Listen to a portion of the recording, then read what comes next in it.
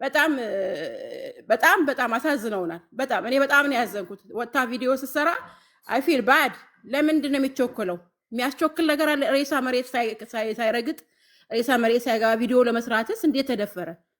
ለቅሶ እኮ ባህላችን በጣም በጣም በጣም ዲፕ እኮ ነው ሀዘናችን። ያ ዲፕ ሀዘናችን ምን ወሰደብን? በፊት እንግዲህ ሰው ሞተ ሲባል ድንግጥ ተብሎ ዲፕ ነው የምናዝነው። አሁን ግን ዩቱብ ላይ ነው የሚሮጠው፣ ቲክቶክ ላይ ነው የሚሮጠው፣ ለወሬ ነው የሚሮጠው።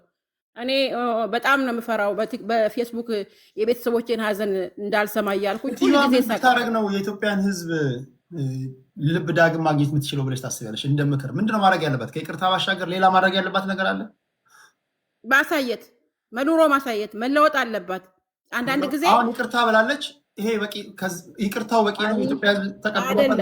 ይቅርታ በቂ አይደለም። ስራ ይጠይቃል። ይቅርታ ስራ መስራት ያለ በኑሮዋ ትደበቅና ልጆቿን ታሳድግ። ከሚዲያ አትጥፋ ትንሽ ጊዜ። ይሄ ሚዲያ ገንዘብ አድርገው ባይዞዬ ቴዲዬ፣ በጣም ብዙ ሰው ስራ መስራት አይወድም፣ መኖር አይወድ። በቃ ሚዲያ ገንዘብ አድርጓል። ስለዚህ እሷ ሚዲያ መጠቀሚያዋ ገንዘብ ስለሆነ መደበቅ አለባት። በቃ እኛ አዝነናል። ከዚህ በኋላ እኛ ሰው ማየትም አንፈልግም። ሌላ ስራ ትቀይር፣ ከሚዲያ ትጥፋ ትንሽ ጊዜ። ዲሲፕሊን ያስፈልጋልና ትጥፋልን ቴዲዬ።